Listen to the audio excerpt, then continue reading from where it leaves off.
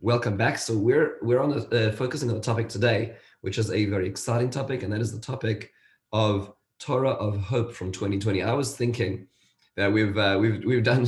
There's been so much that's gone on this year that it would be a pity to end 2020 without a little bit of perspective, a little bit of thought about what's going on here.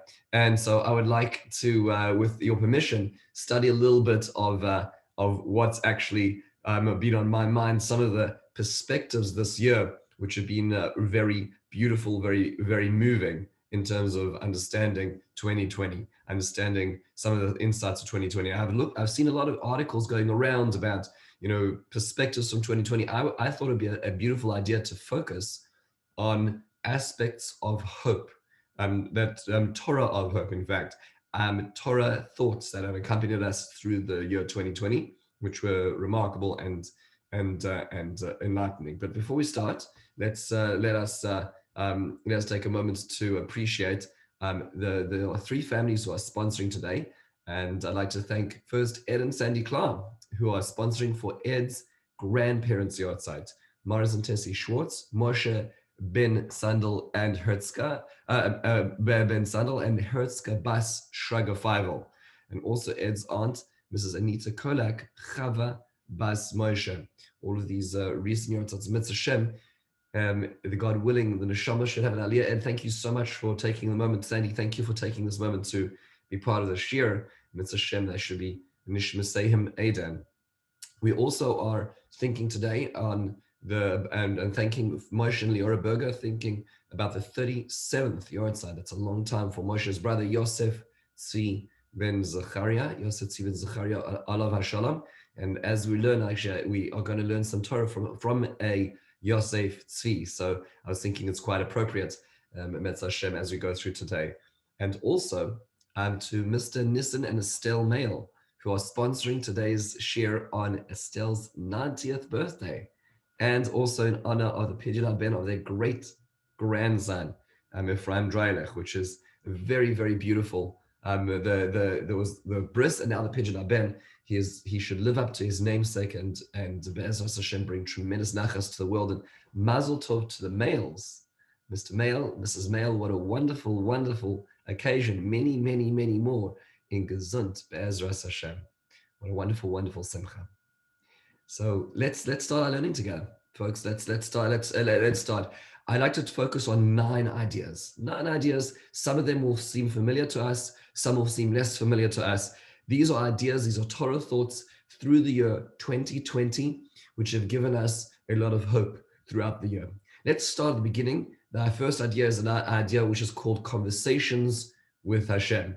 So it is interesting to me that this actually is based on a book written by Rav Dov Singer, who published actually the English version of the Sefer. It's called Prepare My Prayer, the translation of Tikkun Tefillati, which was published actually in the year 2020. Most people don't remember this because this was before coronavirus hit the world. And in a certain sense, most of us sort of block out that part of the year. January and February didn't really exist in 2020 to most of us. So I'd like to take us back to before coronavirus, when he published this book. And in fact, Rabbi Zinger was actually out here in America in February as part of the book launch of the English part of this book, when in fact he traveled to New Rochelle and he himself got the virus. It was the very, very beginning. I actually met him the next week because I was in Boca Raton on a rabbinic retreat. And it was quite a crazy time. I had the opportunity of getting a chance to meet him as he launched his book. Very, very, very fascinating sefer. What he does essentially is he presents what are called recipes, essentially ideas into different categories, which really are only 1 or 2 pages long, about enhancing davening. Davening not specifically in the form of, we'll call it, shul and, formal tefillah, but informal tefillah, hisbodedus, perspectives, how we invest in our tefillah. So many very powerful ideas. I'd like to share one recipe as an example and encourage people to take advantages, whether it be as family units or as bigger groups. Here's the general structure of what he does in the recipe. What he does is he quotes a pasuk, then he quotes a ma'amar of either a medrash or a Baal Machshava, then he adds his own thoughts, and then he gives suggestions. So as an example, Here's the pasuk here is Asher Yachtov Namtik Soid Beveis Elokim Nalech Barogesh. Together we would devise counsel in the house of Hashem. We would walk with a multitude. He quotes the Shem Yishmael, who says, for in mind and intellect, people's consciousness is not equal. Therefore, from the side of mind and intellect, even when they are together, they do not become one. A community which is as one person is only from the side of the heart. For all of Israel is one heart towards their Father in heaven. In other words, intellect divides us, heart unites us. What does he do with this? This is now his own writing. In community prayer, a chavura of worshippers, a chabura, we come together to God. We step out of our isolation, our separation, as written before Corona, and connect. We move from 10 individuals to a minyan, a quorum of prayer, from 20 legs standing next to the other, one next to the other, to 10 hearts beating together. In our prayers for one another, we raise the level of love that exists among us, the responsibility and the connection, the wondrous connection between us that allows us to open our hearts and pray for one another. And on the right-hand side, he gives some suggestions. He says, let's say you're in a tefillah group, whether it be an informal tefillah group in somebody's lounge or basement, or whether it be in a shul itself. He says, have one person get up and suggest something they need to daven for, something that's important to them, and let everybody else daven for them. Or another example, he says, they everybody sit in a circle, and everybody in this group submit one thing that's important for them to daven. Then they put this on a piece of paper, they put it in the center, and everybody takes one piece of paper. And he says, then you're going to daven, you're going to focus in this moment of tefillah on the little petek, on the little note that you receive. It could be you receive your own and you have to daven for yourself. It could be you receive somebody else's who's very similar to yours and you're able to attach yourself to it. It could be you find a prayer or a request which is not the same as yours and you grow into appreciating that. And he says, in fact, that's what it means when it says that one who prays for a friend is answered first, meaning answered with a new prayer. Another person might give you the opportunity of thinking of something else to daven for. As an example, this allows us, he says, it allows us to be able to appreciate empathetically other people and appreciate ourselves in a different perspective. This is just an example of what he calls recipe. This is an example of sort of the machshava behind it and some practical applications which he suggests. This is very, very beautiful. I chose this particular one because it relates to community. There are many ones which relate to the individual as well. Idea number one, this was pre-corona. This is really important to appreciate. But as we got into corona, there were many individuals who contributed to Torah, which really changed the way we looked at things. And one of those, I would say, heroes in many, many ways was Rehearsal Shlita, who's really been a formidable voice of leadership throughout this entire process. Rav Shechter has published tens upon tens of responsum, shuvos on the topics of Corona, and was always at the forefront of leadership when it came to seeing things. I want to just add one little he'ara, is that as everybody remembered at the very beginning, none of us knew really what was going on at all.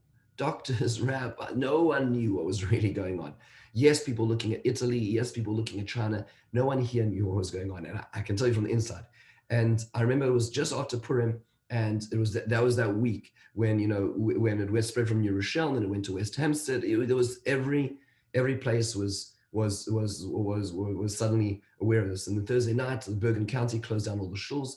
We had a meeting of Rabbonim in the 5 towns. So we had Rav David Cohen, Rav Mordechai Willig, Rav Herschel Schachter, and we had a 2-3 hour meeting with them. And I remember that there was deliberation. We weren't sure what to do. And Rav Schachter said, and this is just, he was very clear from the beginning, Sofek Pikuach Nefesh, close down the shuls. Not everybody agreed. Not everybody was on the same page. The next morning, it was decided we're going to close down all the shuls. Not all the shuls in the 5 towns did close down, but all those under the OU leadership and the following Rav Shechter, Rav Willig, did close down. And I remember Rav Shechter was always the first one. Always the first one. He saw it 2020. He was correct all the way through. He wrote a tshuva towards the beginning of Nisan. This is dated Beis Nisan Tafshin Pei. Erev Shabbos Kodesh Parshas Vayikra. So we're really in the thick of this. So we're in lockdown now. Shuls are not in motion. And he wrote a tshuva, a fascinating tshuva about reading the Torah. And there was a question which was raised. This is the question that was raised to him. And I just thought this was such a powerful tshuva. They're both in terms of logic and then in terms of the perspective that a Gadol B'Yisrael, a great man in Israel, shares with us. He talks about the following. The question he was asked was, is it worth, maybe because we can't do Kriyas Torah on Shabbos. Remember, we missed 14 parshios of Kriyas Torah. Remember, we were mashing this in Simchas Torah in our shul. But for 14 weeks, essentially, we were not reading the Torah in public. So he says, is there a value for Yechidim to read the Torah out of Chumashim, which is essentially a Sefer Torah apostle. So he quotes the following: "The Ein Kesef Mishnah Reish Perek Yud Mihilchos Sefer Torah, She'evim at Tshuvas HaRashba." He quotes the Tshuvas HaRashba, the response to the Rashba. "She'arambam b'Yalduso Kosav b'Tshuva she'efshar lekayem mitzvos kriyas Torah miSefer Torah apostle." The Rambam, in a response, once said when he was in his youth, that a person can fulfill Kriyas Torah by reading from a Sefer Torah apostle. It's missing a letter, there's a broken letter, you can still read from the Torah, says the Rambam. The Rambam in his later years, the Mishnah Torah, he wrote in his halachic compendium, the Mishnah Torah,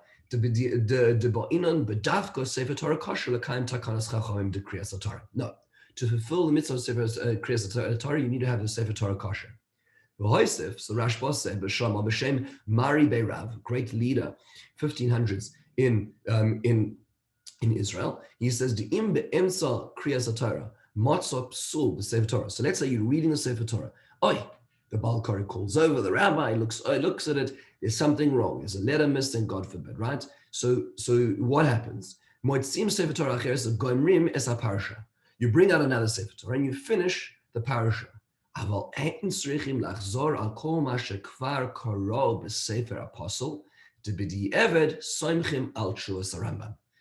means is that, yes, at the beginning, I'm not allowed to pull out a Sefer Torah apostle and read from it. But if I was reading from it and found it was apostle, I'm allowed to take a new Torah and carry on from where I have read from. And I don't need to start from the beginning of the parasha, because I can say that b'di'evet, the parts I've already read without knowing it was apostle, I can rely on the Rambam to say it was fine. So he says, I in Ramah, the Orachaim, so Ramah says, sheyesh sovrim b'shas hadachak she'ein etzibur rak Sefer Torah apostle. Let's say you live in Yehupitzville. There's no one else there. There's only one Torah and it's apostle. And that's it. Maybe you could read from that Torah, because why? Fascinating halachic concept. We're in a town, we have nothing else. Could we compare this to b'di'eved in a post-facto situation where I found out in the middle of the Sefer Torah's apostle, right? So maybe, says the Ramah, I could say that those situations are analogous. And therefore, my lechatchila is already k'b'di'eved in such a situation, because I had no other alternatives. That's the suggestion. The b'shas hadachak on my term lechatchila masher b'derech klal mutar rak b'di'eved, because I'm in shas hadachak. It's a difficult situation. The Mishnah Berurah says we do not paskin like that Ramah. Even if it's a shas hadachak, it's the only Torah you have, you do not say a bracha on such a Torah. He says we don't say that, and therefore he pushes aside this suggestion. Now, what to me is so fascinating is the following. Let's see if we can. Here we are. Is that 3 days later, Rav Shechter, at the end of another tshuva about Shir Hashirim, added a note, and this note is remarkable to this tshuva. He goes on, and this is the end of Hey Nisan, 3 days later. And here is what he said. Just a remarkable thing he is adding onto the tshuva. Uvakesher l'mashe kosavnu binyan kriyas haTorah. Right, that's what he said there 3 days ago. Nirelizav, I'd like to add one detail. This is why most people don't see this tshuva, because this is actually at the end of another tshuva. Nirelizav, I'd like to add. Deloy dami l'mashe tiken Rabbi Yochanan ben Zakkai lital lulav kol shiva zeicher lemigdash. He says, you know what? Some people are saying to me, why is it so important and critical for us to do Kriyas Torah from a Sefer Torah apostle from a Chumash during this time? Is because it should be like a Zeicher Lemigdash, like Rabbi Yochanan ben Zakkai said that we should hold the lulav all 7 days, even though really the mitzvah is only 1 day, but because to remember the Beis Hamikdash, which is destroyed. He says, why? The Mikdash yeh b'churbana is zman aruch. The Beis Hamikdash, Rabbi Yochanan ben Zakkai understood 2020 vision that it was going to be a long time. Zion has no one seeking it out. That's why we need to seek it out. Says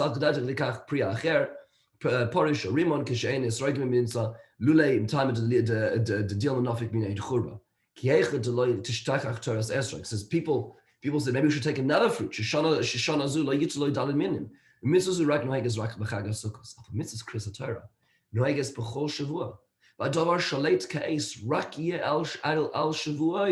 Mispar,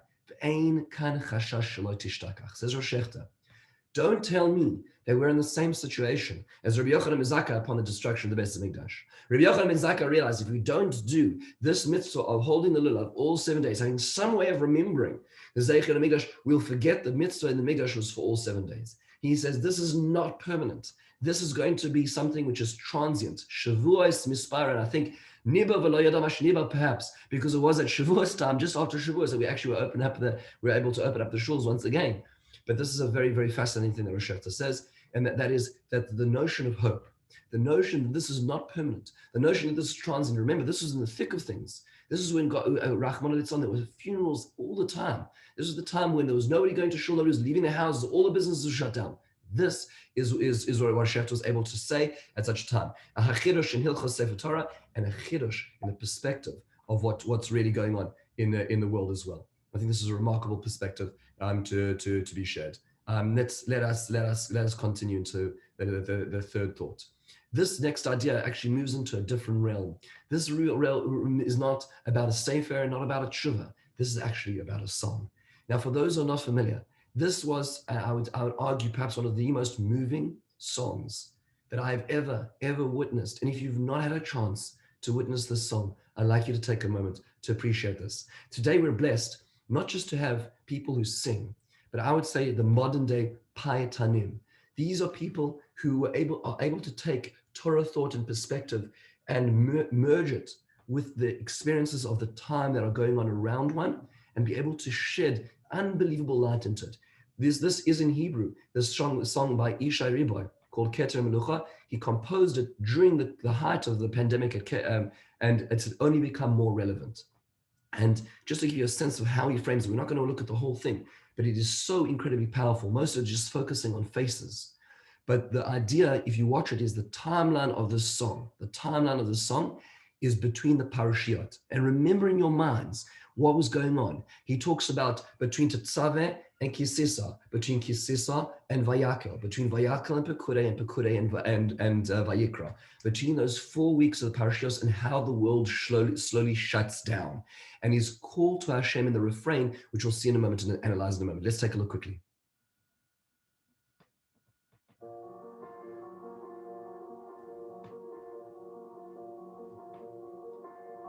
בין תרומה לתצווה, יום הולדת קצת משונה, הכל רגיל כאן לכאורה, במה קל ואהבה, בין תצווה לכי תישא, אסתר פורים משתה שמחה, מי יחנה ומי יישא בתוצאה, בין כי תישא לויקל עולם מפסיק להתקהל, להשתתק, להסתגר, ישמעאל אדום וישראל, בין ויקל לפקודי, אין איש בעיר ובשדה, כבר אין מול מי להתנהל, מגדל בבל שוב מתבלבל.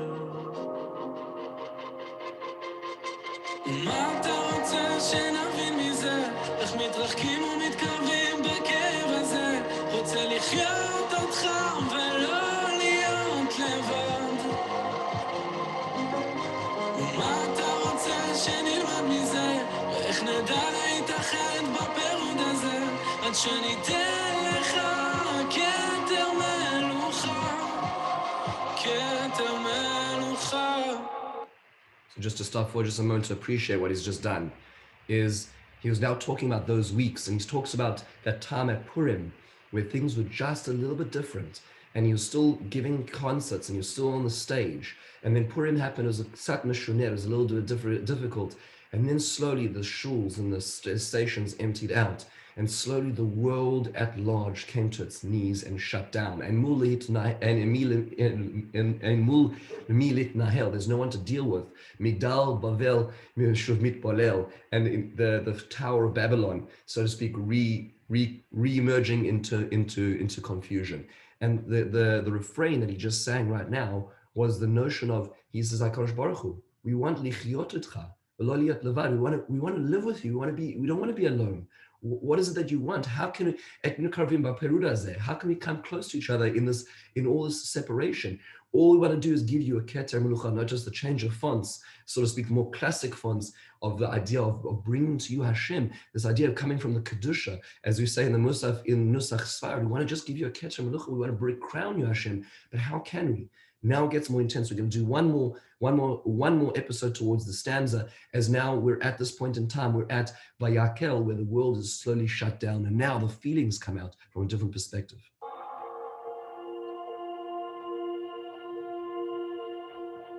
בין פקודה לויקרא, כולנו באותה סירה, אביב הגיע פסח בא, ואיתו תקווה רבה שתקרא את רוע הגזרה, אחד דודי לקראת כלה, וראה לנו כוחות יותר להתמודד, להילחם.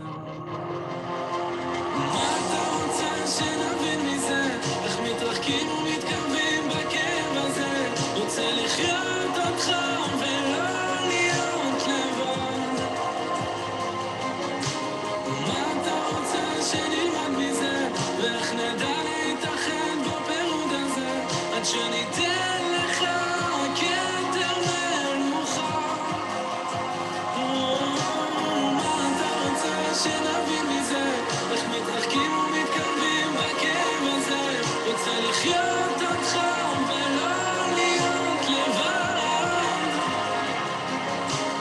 מה אתה רוצה שנלמד מזה, ואיך נדע להתאחד בפירוד הזה, עד שניתן לך כתר מלוכה, כתר מלוכה.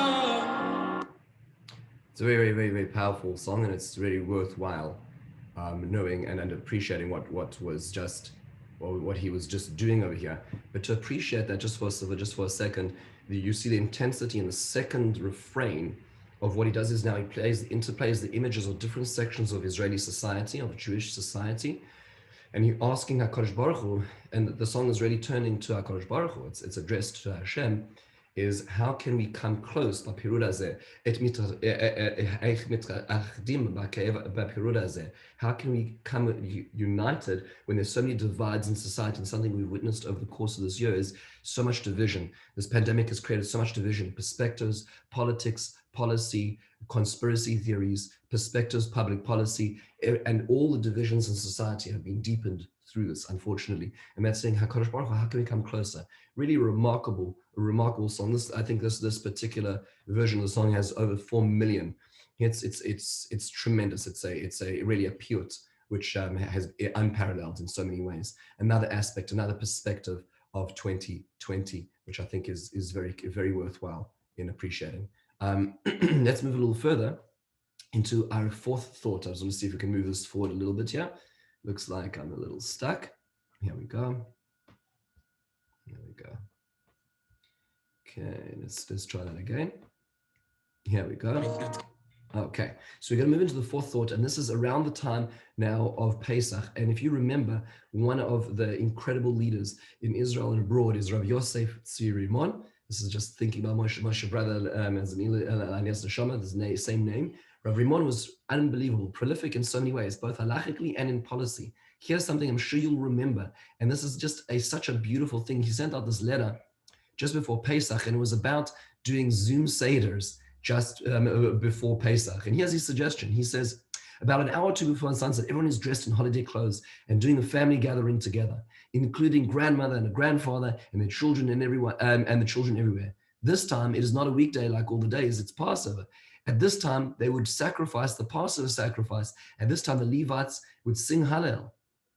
He says, in this get-together, sing Seder songs. Children will sing Manishana. After that, words from the Torah or riddles from the children. Each family member can prepare something short. Questions can be relayed a few days earlier, to which everyone will try to answer in their own way. For example, what is a Ben Chorin today? Going to the next paragraph. Finish a few minutes before sunset. Light candles. Go into the holiday. Continue to sing. And when the stars come out, pray the evening prayer as a family. Sadly, because of the danger, we cannot go to the synagogue and begin the Seder. Admittingly, this won't be a full night with the grandparents, but it will be an exciting reunion that will be meaningful beginning to the Seder night. Instead of just 10 together, attend together Seder night, there can be dozens of family members at a gathering. At the time that sacrifices were made and Hallel sang in the temple, we too sing and recount the story of the Exodus and rise together with the family near and far. The proposal is halachic. It is not subject to any doubts and good for everyone. Those families for whom this idea is not right will find the right path for themselves. Very beautiful idea. And just think about the perspective, the ability to think about this perspective. What Rimon was saying is utilize this moment. Remember how many people in isolation, how many elderly people were sitting by themselves in the Siddharim, how many children had to make their first Seder because they weren't able to be with their families. Rav Rimon was calling to us and saying, this is an opportunity. Do you remember that in the thick of this was his suggestion? What a very, very beautiful, beautiful idea. Another idea which helped me tremendously through this was another halachic leader of this generation who has been most vocal all the way through this pandemic, all the way through as being an example, an exemplar of halachic and, well, I'll call it leadership in motion as well, not simply just talking about it, but actually doing it. Rav Asher Weiss. Rav Asher Weiss has published tens upon tens of tshuvos throughout this pandemic, and this particular tshuva itself was incredibly moving for me. And this is what he said. He was asked the remarkable question to me, which is such a powerful question. Here's what he was asked. This is, as you can see, this was to one of his talmidim, Rav Aaron Katz, who asked the question. He says, B'misha nohag berishlanut gemura, a person who acted with great gross negligence. So a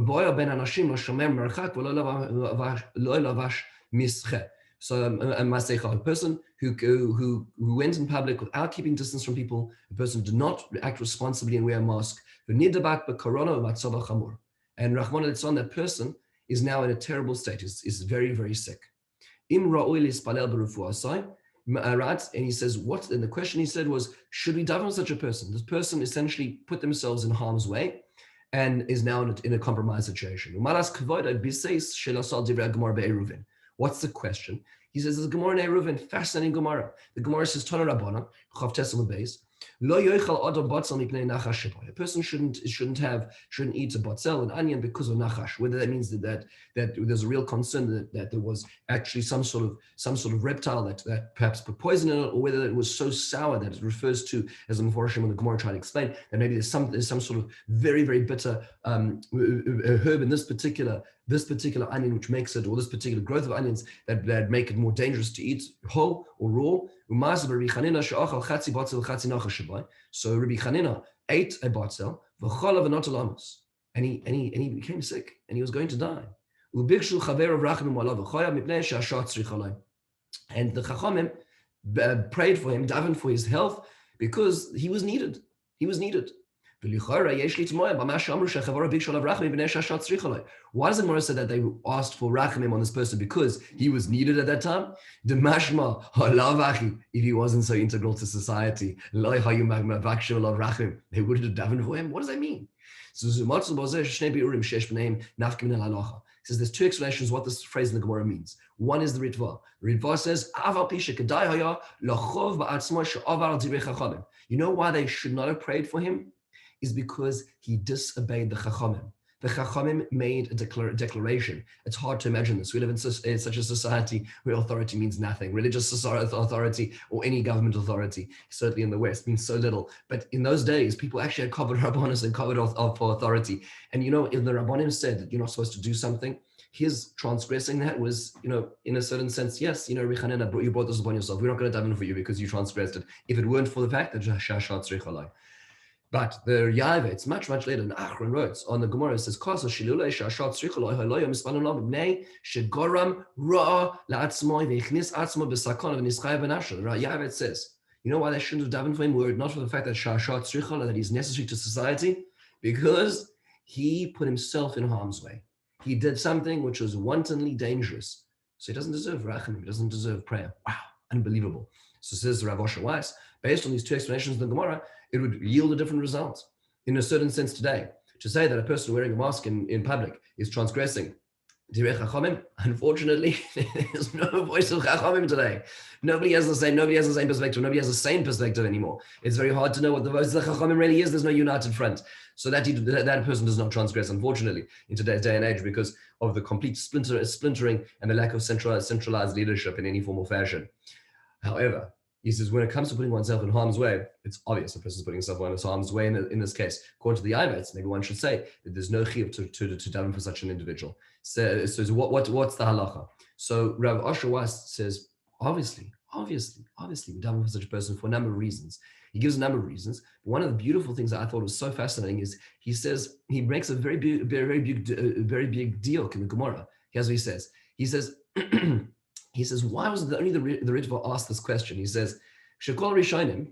He says all the Rishonim, Kamasha goes with Karen Oira, Sham Kavanos Chazal Shetfilas Chaver and Iskablo, Rabbi Chanin Zachal Refuah V'Chaim Mipnei Shashat Tzrichalai. He says, you know what? The other Rishonim have a different way of reading the Gemara itself, and that is that they didn't ask for Rachmim because he was needed, and therefore they overrid, so to speak, his negligence, his gross negligence. He says, Kach Mashma Pashas Lashon Gemara. It doesn't say that they davened for him because the time was necessary for him. It says, meaning, they davened for him because that was the right thing to do. HaKadosh Baruch Hu allowed him to live. That's the next part of the Gemara. Because our responsibility is not to be judges. Our responsibility is to be Rachmanim. HaKadosh Baruch Hu's responsibility is to be a judge. The Gemara is saying, is that HaKadosh Baruch Hu deemed Rabbi Chanina worth continuing to live, and he allowed him to live. That was not our department. That was God's department. Our department is being able to daven for other people.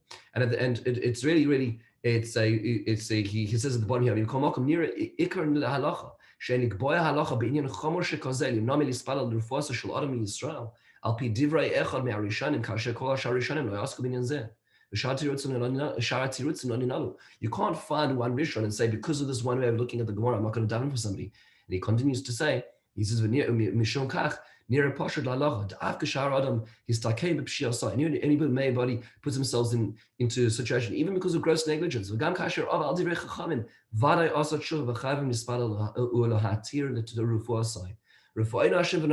Hashem, heal us. Let us be healed. Let us be find salvation.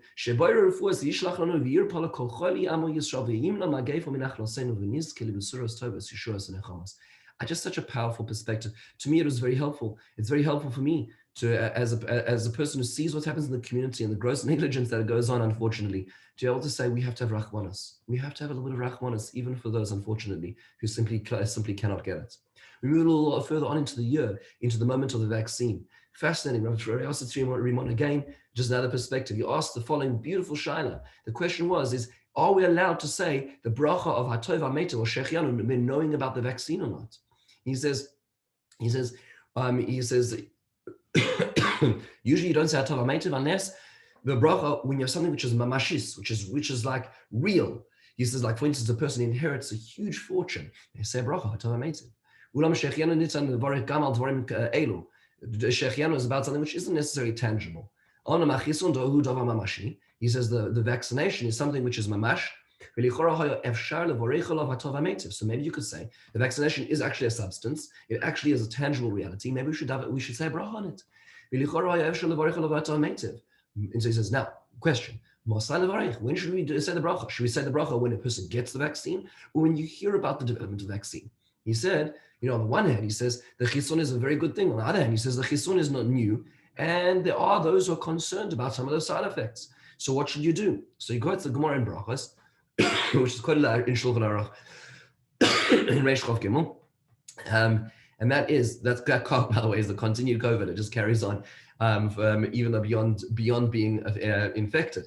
One just has it for a little while afterwards. So he says, let's say a person finds out, that a relative passes away, but one inherits a lot of money. So there's two brachas a person makes, Dayana Emes on the loss and Tov HaMeitav on the inheritance. So he says, maybe even though there's something dangerous, which potentially you could also say that there's that Tov HaMeitav. And he goes on to say that perhaps over here, maybe a person should say the bracha Tov HaMeitav when they hear about the vaccination becoming available more than actually when they actually get the vaccination. When they get the vaccination, they're a little tarud. They're concerned. They don't know if they might have side effects, which of course is very, very negligible.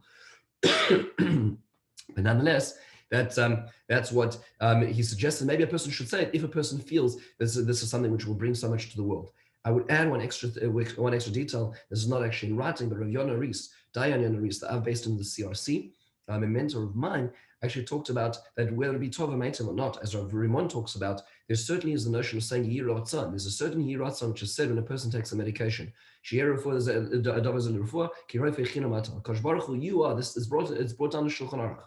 And a person should say this when taking medication. Anytime a person takes a medication, one should say this. The question is, can you say that on the vaccination if a person's not sick when they're taking the vaccination? Is it like a medication in that sense? So Rav Rees actually said that the world is in a state of sickness. If the world's in a state of sickness, taking the vaccination and saying the Yiratzon is absolutely appropriate, because at that point in time, in a certain sense, the world needs a refuah. Certainly a person is able to say the Yiratzon as well. Very, very, very beautiful. We move on to the seventh idea, and this is an idea which was said by Rabbi Sachs. Rabbi Jonathan Sachs actually earlier this year, before this pandemic actually hit the coasts of England, published a book called Morality. Unfortunately, it's Sahareno, it was his last book that he had published in his lifetime. Although no doubt there will be many more, God willing, about and from his thoughts. But in this book, Morality, just a masterpiece, I would highly suggest everybody go to the Sorim store today, pick it up, Morality by Rabbi Sachs. What happened was that the ideas he talks about in this book are about the idea of society, liberal Western society, being in danger of losing all its values because of a self-centeredness, losing the ideas, the values of community and we, and moving to the values of I. And what's fascinating is that after the pandemic began, he wrote a new preface and epilogue, because the ideas in the book were so central and so exacerbated as to what's happening in society. I'd like to share something from the epilogue of the book, which is so relevant and so true. This is a thought. In fact, this was published on BBC Today as a thought for the day, which is one of the programs that he would give across the nation as you would inspire many. So the pandemic vividly showed how our behavior harms while we behavior heals. It also helped to understand why there's been so much individualism for decades. Great challenges we have faced have been individual, not collective, but the virus affected all of us and depended on all of us practicing certain self-restraints for the benefit of others.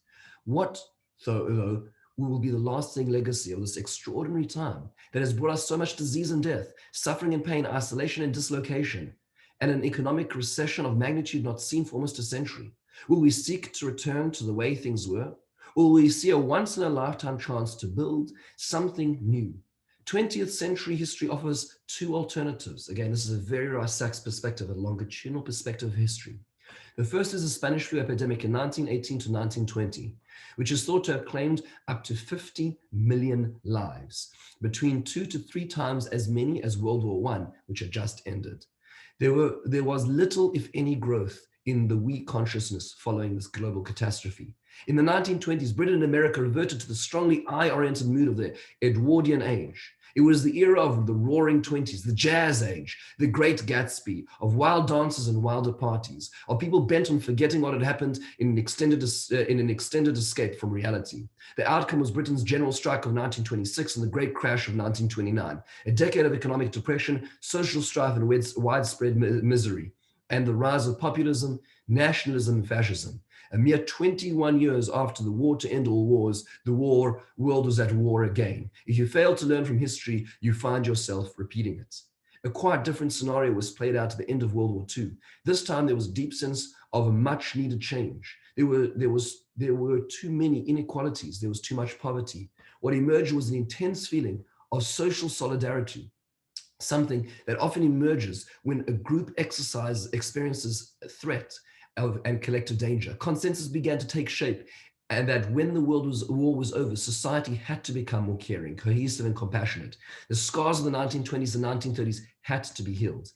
If in the United States this led, among other measures, to the benefits, financial and educational, for ex-servicemen and ex-servicewomen, known as the GI Bill of 1944. There was new legislation governing labor relations, a minimum wage, social security, and disability and unemployment insurance. In Britain, the result was the creation of the welfare state, a system of social insurance for everyone, regardless of income or age. In 1944, Education Act provided compulsory free education, secondary education for all. In 1948, the National Health Service was born. These were revolutionary ideas that reshaped Britain from then to today, and almost certainly would not have taken place without the collective experience of war. The result was 7.5 decades of peace, and in Britain, a far more classless society. Applied to the post-coronavirus future, I believe we should follow the precedent of the post-World War II scenario, not that of the years following World War I and the flu pandemic. My hope is that we can emerge from this long, dark night with an enhanced sense of we in 5 dimensions. I hope we will see stronger sense of human solidarity. Rarely, if ever, has virtually all of humanity faced the same dangers and the same fears at the same time. We have been through the same trial together, a trial brought about by a virus that knows no boundaries of color or culture, class or creed. It is hard not to feel the force of John Donne's famous words, "Any man's death diminishes me because I am involved in mankind." What a very powerful perspective that our Sachs shared. I highly recommend reading the book itself, a remarkable reflection on today's society exacerbated by the coronavirus. Let's take this further into the eighth idea, an idea somebody shared with me just over Hanukkah, a very beautiful idea from Rav Biederman. Rav Biederman has been sharing incredible perspectives. Listen to this beautiful, beautiful, beautiful idea. I'm going to take it back to the beginning here. Als a Dreidele, steht auf dem Dreidele, steht Nes gut Leuschon. Steht auf dem Nes gut Leuschon. Aber der Dreidele dreht sich, siehst du die Wörter, siehst du nicht die Wörter. Dreht sich, einmal stellt sich auf, siehst du Nes gut Leuschon. Also wie der Mensch, dreht sich, von niemandem zu niemandem. Du bist ja richtig, in der Seite nicht den Nissim. Gibt sich einmal eine Stelle auf, ist der Nes gut Leuschon. Es ist ein bisschen das Rasten gemacht, wo es ja Nissim sie gewinnt. Steht der dreht sich, von niemandem mit der Rasten machen, von niemandem mit dem, von niemandem mit Jens. Ihr habt nicht den Nissim, wo du gehst vor. Wegen der Dreidele, steht Nes gut Leuschon, aber man sieht es nicht. Seht es nicht? Weil von niemandem, dreht sich. Na so, ja, das ist gewöhnen sein. Aufstellen, danken. What an unbelievable idea. That Rav Biederman is sharing over here. Think about this for a moment, what this means. Think about what he's essentially saying. He's saying that, let's appreciate this. We spend so much time. When it comes to the dreidel. It's written on the dreidel, Neis Gadol Yashon, but you can't see it because it's spinning. We sometimes have to let the dreidel stop to see the miracles. What a brilliant idea. Our life has been spinning. We've been driving, we've been transiting to work, we've been thinking, we've been so busy, we haven't had a chance. This has been a year where the dreidel stops, and there's so many nissim to see. What a remarkable idea. We'll never spin the dreidel the same way after this. And finally, a thought shared by one of my mentors, Menachem Penner, which was shared actually just last week. And I was shocked. I didn't realize when he shared this, what he's describing here. I think this is the most fitting way to think about our tefillas and our perspective on life. Good morning. It's Rabbi Menachem Penner. It is Tuesday, the 14th day of Teves, and I am back from my underground study where I have not been for several weeks, not only not on videos, but not down in my study.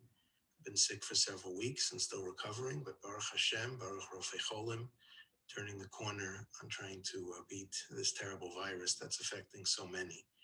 It's been a very difficult time, and one of the most difficult things is not being able to daven, not having the strength to daven, not being able to get out of bed in order to daven. This morning, for the first time in quite a few weeks, I was able to daven again. And I just wanted to comment on what a gift tefillah is, what a gift it is that we're able to speak to HaKadosh Baruch Hu, that we have the strength to speak to HaKadosh Baruch Hu, that we have the presence of mind to be able to speak to HaKadosh Baruch Hu. Very often when we're sick, we think we'll daven much better. We imagine it's scary to get COVID. Baruch Hashem is never in any hospital situation like so many are, but it's scary to get COVID. And one would imagine that if one were sick, they would daven even better. We remember stories of Chizkiyahu in Tanakh davening HaKadosh Baruch Hu, but it's really difficult to daven when you're sick. We have to give ourselves a break when we're sick. It's difficult to have the presence of mind and the ability to be able to daven properly. And being able to daven again this morning for the first time I'm reminded of what a gift that is, to be able to talk to HaKadosh Baruch Hu. It's not a chore. It's not just a mitzvah. It's not something we have to do. It's an opportunity that we have to really connect. Rav Kook writes in his introduction to which is printed in the introduction to the Olat Re'iyah, about the discussions with HaKadosh Baruch Hu being like a stream, a river, and after a while it gets clogged with rocks when we aren't able to daven. And then we're given the gift of tefillah, to be able to have a tefillah where we're able to once again open up, once again be able to reconnect to HaKadosh Baruch Hu. So I want to thank everyone who asked how I've been. Thank HaKadosh Baruch Hu, ask him for a continued refuah, and thank him for the gift of tefillah.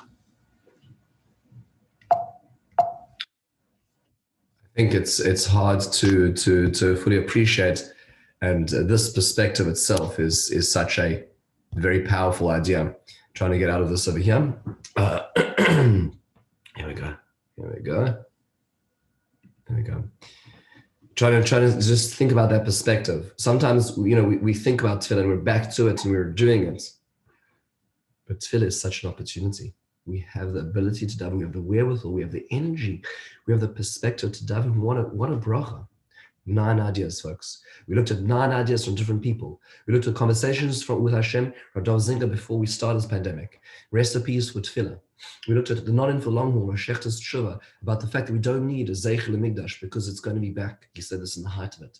Crowning Hashem, Ishai Ribo's perspective of the HaKadosh Baruch Hu. We just want to come closer to you. Please, Hashem, is piyut. Hashem, allow us to come close. The Zoom said of Rimon's suggestion, and the time, the height of this, in the darkness of creating connection at this time. Forgiveness, the idea of Rav Osher Weiss, talking about the idea of davening for others, even those who perhaps put themselves in harm's way. The vaccine, Rav Rimon's perspective on saying Atova Metiv, Rabbi Yonah Rees's perspective saying the Yiratzon on the vaccine. Change, Rabbi Jonathan Sachs's perspective of what are we going to come out with this? Is society going to return to ignore itself, to escape this terrible past, or are we going to change? The Dreidel Fall and Rabbi Biederman's perspective on the idea of stopping to be able to see the nace and the privilege to pray. The privilege to pray, the idea of that Rav Penna suggested, is the idea that we have the opportunity. It's not to be taken for granted that Baruch Hashem, we have this moment in time that we can truly daven. These are a few perspectives which I found to be tremendously moving. Torah voices of hope during the year 2020, and there are so many others. Let's take a moment to appreciate